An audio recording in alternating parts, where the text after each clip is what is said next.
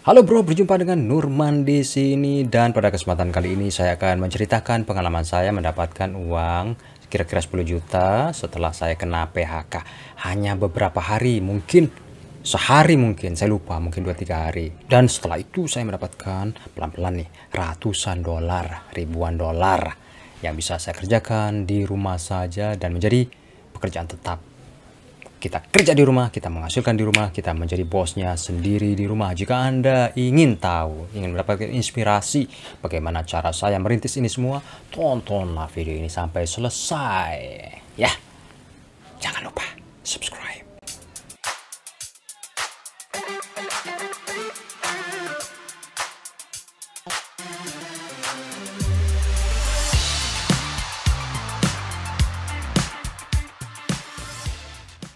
Oke, tidak berpanjang kata, saya akan memulai cerita saya dari awalnya. Saya bekerja di kantor. Ketika saya berumah tangga, saya diterima bekerja di sebuah perusahaan yang berlokasi di Menara Tamrin, Jakarta. Kita mengajar lewat telepon dan saya menikmati pekerjaan saya walaupun suasananya mungkin kurang kondusif ya. Biasalah orang bekerja, ada yang suka cuek, gue lolo dan seterusnya, tapi itu bukan masalah. Masalahan di sini adalah apa yang saya pikirkan waktu itu adalah bagaimana saya pelan-pelan bisa keluar dari pekerjaan tetap ini, karena impian saya dari dulu, karena saya juga pernah mengalami pekerjaan-pekerjaan dengan penolakan dan ingin dan bermimpi untuk bisa bekerja di rumah saja, maka keinginan untuk bekerja di rumah itu kuat. Apalagi kita akan selalu dikejar umur. Emang mau lo sampai tua, sampai ubanan, sampai bongkok kerja sama orang? Itulah pikiran saya. Mungkin Anda seperti itu juga ya. Nah, jadi ketika saya bekerja di kantor itu, saya tidak bekerja dalam hal total, menyerahkan semua hidup saya pada pekerjaan dan totalitas pengabdian itu, tidak. Saya menjadikan pekerjaan kantoran itu sebagai jembatan menuju pekerjaan yang sesungguhnya dengan bos sesungguhnya. Siapa bos sesungguhnya? Adalah Allah Subhanahu wa taala. Ketika bos manusia itu tidak bisa memberikan apa yang kita mau karena keterbatasannya, karena takdir yang diciptakan oleh bos yang maha besar, misalnya terjadi PHK besar-besaran dan karena satu dan lain hal dia tidak bisa lagi memperkerjakan karyawannya dan mem-PHK, bahkan tidak bisa memberi pesangon, maka bos yang maha besar itu bisa memberikan apa yang kita mau, apapun, berapapun, tak terbatas, dan tidak ada kata pensiun, tidak ada kata PHK, kecuali memang kita sudah sampai ajalnya. Tuh bro. Nah, pada saat saya berada di kantor itu, saya tidak main game. Bahkan saya menasihati teman-teman lain yang suka main game atau ngobrol atau baca koran dan seterusnya. Cobalah isi waktu itu bermanfaat dengan mencari peluang di online. Ini yang saya rintis di awal-awal saya bekerja kantoran. Dulu, waktu internet itu belum segencar sekarang.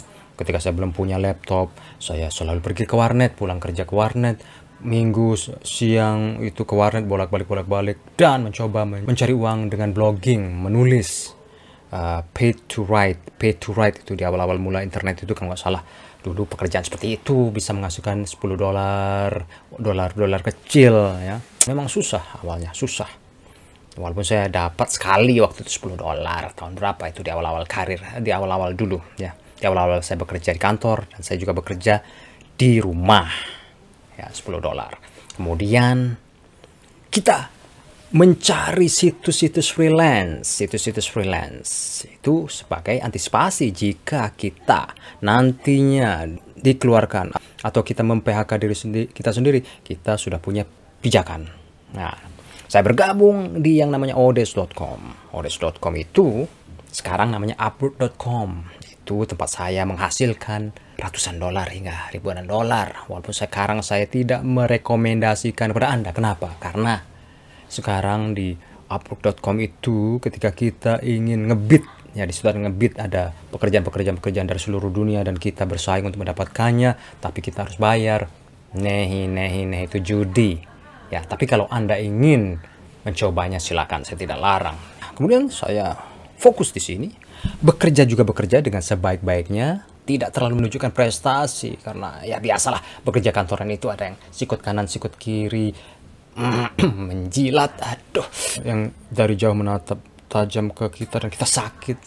Aduh, saya sudah mengalami bro, sakit bertahun-tahun tiba-tiba misterius. Tapi bangkit. Allah selamatkan saya dari kematian di tahun 2006, tapi lupakanlah itu. Nah, saya bangkit kembali di sini untuk bekerja di rumah. Bekerja di rumah itu impian saya dari dulu. Nah, jadi saya fokus kepada pekerjaan online, walaupun saya bekerja di kantor, tapi kita bisa membagi waktu dan tidak mengganggu.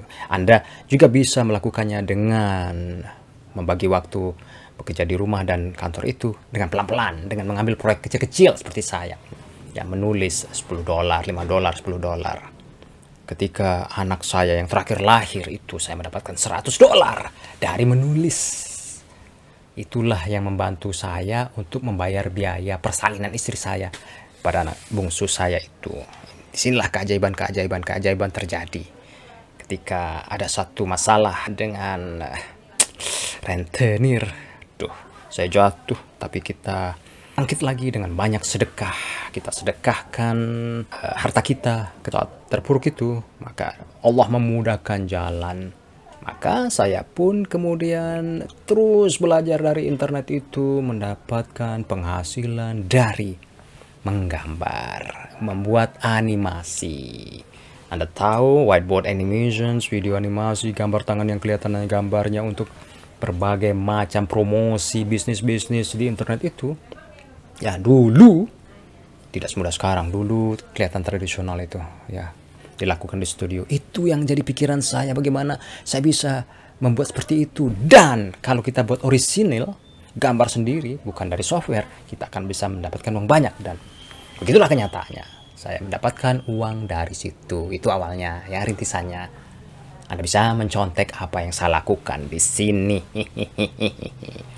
Oke guys, selanjutnya ketika kita berada di sebuah perusahaan, lakukan ATM. Ilmu ATM, amati, tiru, modifikasi untuk masa depan kita. Kita tidak menyontek, kita tidak mencuri, tapi kita memodifikasi apa yang kita dapatkan dari ilmu bekerja itu. Ilmu bekerja itu adalah kita meningkatkan pendapatan kita tanpa perlu sikut kanan sikut kiri. Kita bersaing secara sehat.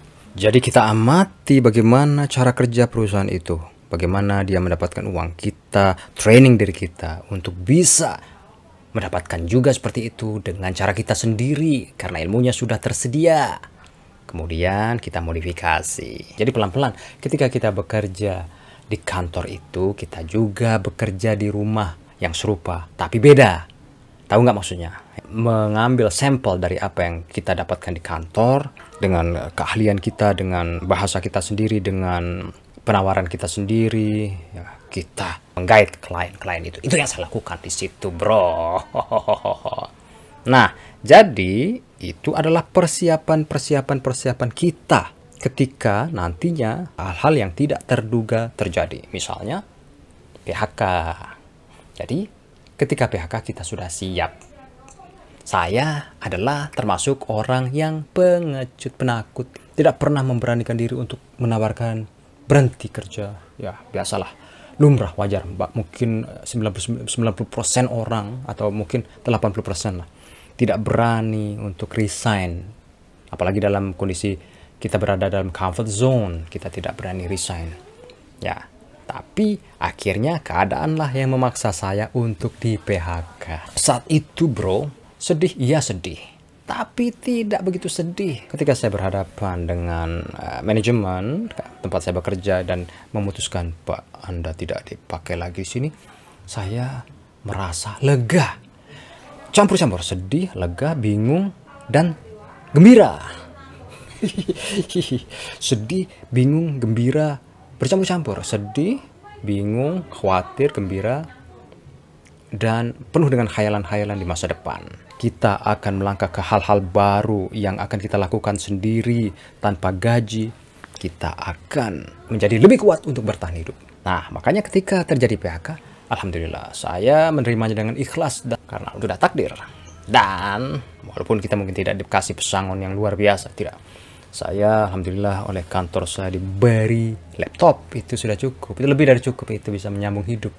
Terima kasih ya jika mungkin bos saya menonton video ini. Akhirnya dengan itu saya mengoptimalkan kerja saya, dan saya masih bisa mengkontak calon siswa saya, calon klien saya setelah saya berhenti kerja itu, prospek ya. Dan 1-2 hari itu saya masih bisa menghasilkan, bisa mereka tuh transfer ke rekening saya. Termasuk ketika saya tiba-tiba mendapat orderan proyek 10 juta dari BUMN di Tanah Abang waktu itu ya, buat animasi di situ. Dan saya kaget waktu itu, memang suatu keajaiban karena kita ikhlas, mungkin itu yang dikasih Allah, suatu proyek dimana kita ikut rapat internal dan dikasih uang muka 5 juta. Kelihatannya itu proyeknya lebih dari 10 juta diangsur, 5 juta dibayarkan, hingga tahun berikutnya juga ada uang itu, mungkin sekitar 13-15 juta, tapi kemungkinan ada 10 juta. Nah, dari ilmu yang saya dapatkan dari pekerjaan saya, menggait klien sebanyak mungkin, dan kembali lagi kepada tadi, kita bergabung di situs freelance online dan mencari pekerjaan di situ, dan pelan-pelan membentuk brand kita, brand yang positif, sukses. Katalah kata-kata sukses itu sebanyak mungkin karena kita ingin sukses. Jadi dengan cerita ini, apa yang saya bisa sarankan kepada Anda, bahwasanya ketika Anda bekerja, tolonglah untuk menyediakan waktu untuk memikirkan masa depan Anda. Jika Anda ingin mempunyai penghasilan tak terbatas, terlepas dari comfort zone, menikmati kehidupan keluarga yang bebas, quality time with the family, itu bisa diraih dengan kesungguhan, dengan totalitas. Fokus, tidak perlu menyesali apa yang terjadi di tempat kerja ataupun apa yang terjadi di masa-masa lalu.